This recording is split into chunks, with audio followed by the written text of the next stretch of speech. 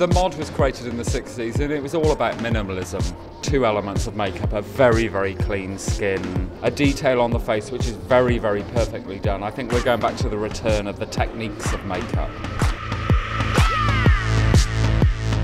This season's texture is all about working your fingers into the skin and making it really buttery. There's color there, but it's always just a bit cold. Two things are very important, is to create textures, velvet and luminosity at the same time. The fullness of the look is kind of coming in from the glossy eye and the glossy lip. High tech, high shine, and one strong element, which is the lip. Quite 60s, a little bit twiggy, but the kind of young version. They look really healthy, and there's this doll-like lash. No lash left behind.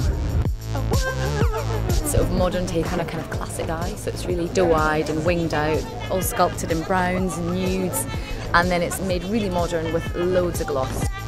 It's a mix between modernity with a graphic liner and moody lips and just cheekbones with creams. This is a really great example of an old trend coming back in an ultra-modern, ultra-futuristic way.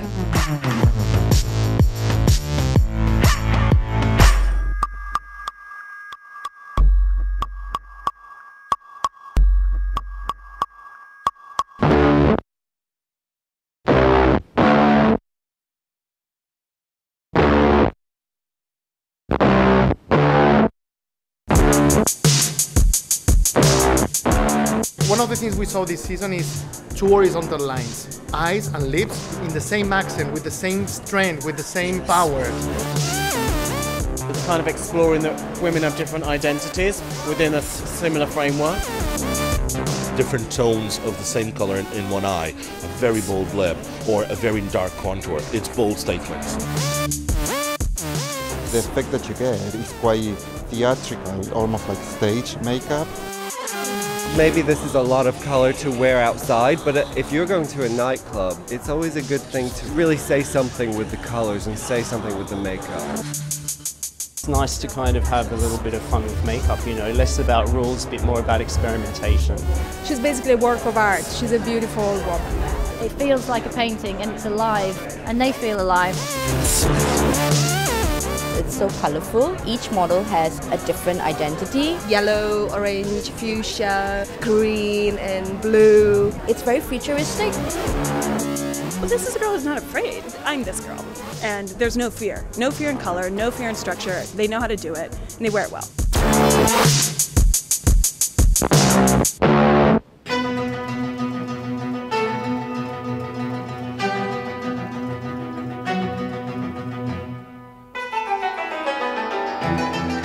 If grunge could ever be chic, then I guess this is grunge chic. These girls are like wild, tough, masculine. You know, she totally wears the pants, this girl.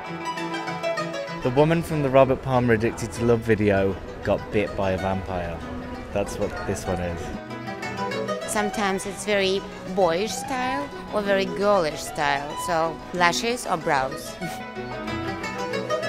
We really wanted these girls to be virginal in the skin but have this real strength and literally, like I said, like this kind of divine light. Something quite soft and quite pretty, and then there's just this sinister undertone look and somewhere amongst the face. It really looks worn and gives that like rough, hard, sexy, been somewhere, done something naughty type of look.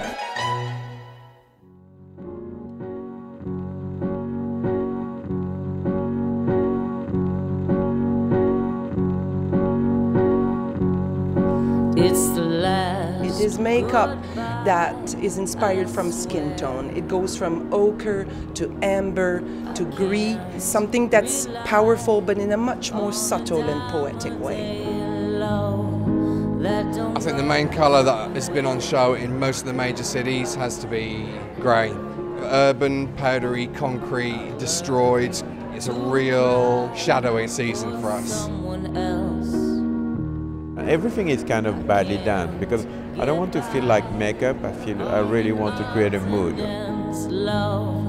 It's like it's definitely been worn but worn to the point where it still looks beautiful. It gives it a subtle hint of color without having to say you're using color on the eye. It always starts with a structure, but it cannot end up looking structured. So the finger will help you to get there. We want them to look like individuals. They're uniform, but they're not exactly the same. All this stuff is like this kind of monochrome, but sophisticated and raffiné, but with this kind of touch of new wave underground in a way. It's just pure beauty. It's the